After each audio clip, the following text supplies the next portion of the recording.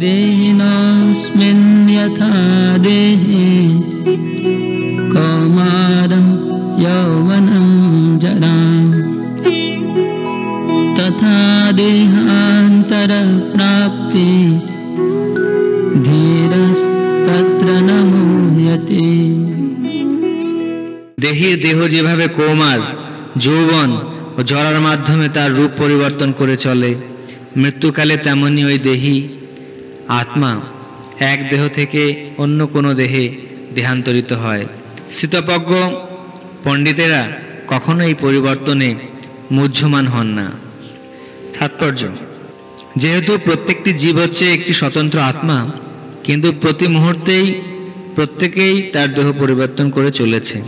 তার ফলে কখনো সে শিশু, কখনো কিশোর, কখনো যুবক এবং কখনো বৃদ্ধ, এভাবে সে নানা রূপ ধারণ করছে। কিন্তু জীবের প্রকৃত সত্তা আত্মার কোনো পরিবর্তন হয় না। এক সময় দেহটি যখন অকেজ হয়ে যায়, তখন আত্মা সেই দেহ ত্যাগ করে অন্য দেহ ধারণ করে।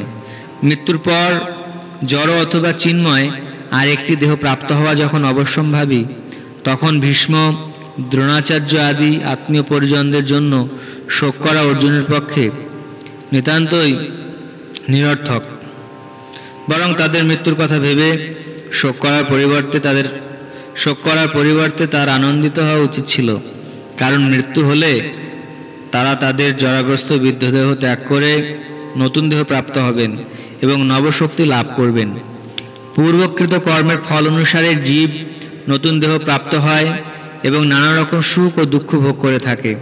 তাই ভীষ্ম, দ্রোণের মতো মহাত্মারা যে দেহত্যাগের পর জড়জগতের বন্ধন মুক্ত হয়ে ভগবদ্ধাম বৈকুণ্ঠে ফিরে যাবেন অথবা স্বর্গলোকের দিব্যদেহ প্রাপ্ত হয়ে নানা রকম সুখ ভোগ করবেন, সেই বিষয়ে কোনো সন্দেহ নেই। সুতরাং তাদের মৃত্যুতে শোক করার কোনোই কারণ ছিল না। যে মানুষ জীবাত্মা ও পরমাত্মার স্বরূপ এবং পরা ও অপরা উভয় প্রকৃতি সম্বন্ধে সম্পূর্ণভাবে অবগত, তাকে বলা হয় ধীর। এই প্রকার মানুষ জড়দেহের পরিবর্তনের জন্য কখনো শোক করেন না।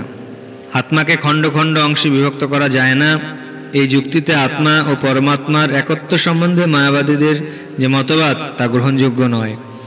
পরমাত্মাকে খণ্ড খণ্ড করে বিভক্ত করার ফলে যদি জীবাত্মার উদ্ভব হতো, তবে পরমাত্মা হতেন পরিবর্তনশীল। কিন্তু এই সিদ্ধান্ত পরমাত্মা যে অপরিবর্তনীয় তার পরিপন্থী। গীতাতে ভগবান বলেছেন, পরমেশ্বরের অংশ জীবাত্মা সনাতন এবং তাকে বলা হয় ক্ষর, অর্থাৎ তার জড়া প্রকৃতিতে পতিত হবার প্রবণতা থাকে। জীবাত্মা পরমাত্মারই অংশ এবং জড়বন্ধন থেকে মুক্ত হওয়ার পরেও সে পরমাত্মার অংশরূপেই বর্তমান থাকে। তবে মুক্ত হওয়ার পর সে সচ্চিৎ ও আনন্দময় দেহপ্রাপ্ত হয়ে ভগবত ধামে ভগবানের সাহচর্য লাভ করে।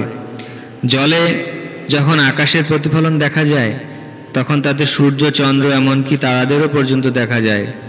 তারাগুলিকে জীবাত্মার সঙ্গে তুলনা করা চলে এবং সূর্য অথবা চন্দ্রকে পরমেশ্বরের সঙ্গে তুলনা করা চলে। অর্জুন হচ্ছেন স্বতন্ত্র অনুচৈতন্য বিশিষ্ট জীবাত্মা এবং বিভু চৈতন্য পরমাত্মা হচ্ছেন ভগবান শ্রীকৃষ্ণ। জীবাত্মা ও পরমাত্মা সমপর্যায়ভুক্ত নয়। চতুর্থ অধ্যায়ের প্রথমেই তা আমরা দেখতে পাব। অর্জুন যদি শ্রীকৃষ্ণের সমপর্যায়ভুক্ত হতেন এবং শ্রীকৃষ্ণ অর্জুনের ঊর্ধ্বতন না হতেন, তাহলে তাদের মধ্যে গুরু শিষ্যের সম্পর্ক গড়ে ওঠা কখনোই সম্ভব হতো না। তারা দুজনেই যদি মায়ার দ্বারা মোহাচ্ছন্ন হতেন, তাহলে একজন উপদেষ্টা এবং অন্যজন উপদেশ গ্রহণকারী হওয়ার কোনো প্রয়োজন ছিল না। এই প্রকার উপদেশ অর্থহীন হয়ে পড়ে, কারণ মায়ার কবলিত কেউ প্রামাণিক উপদেষ্টা হতে পারে না। এই অবস্থান আমাদের স্বীকার করতে হবে যে শ্রীকৃষ্ণ হচ্ছেন পরমেশ্বর ভগবান, যিনি জীব থেকে অতি ঊর্ধ্বে অবস্থিত, আর অর্জুন হচ্ছে বিস্মরণশীল আত্মা, যে মায়ার দ্বারা মোহিত।